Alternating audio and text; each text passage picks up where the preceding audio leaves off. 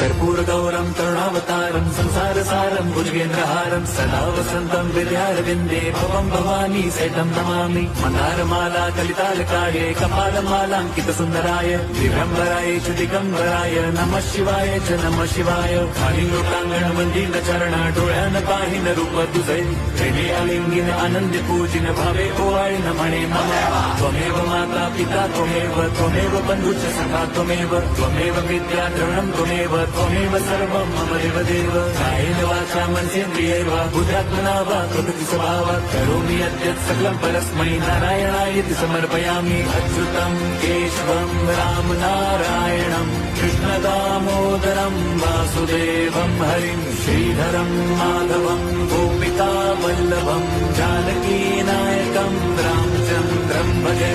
Hare Ram Ram Ram Hare Hare, Hare Krishna Hare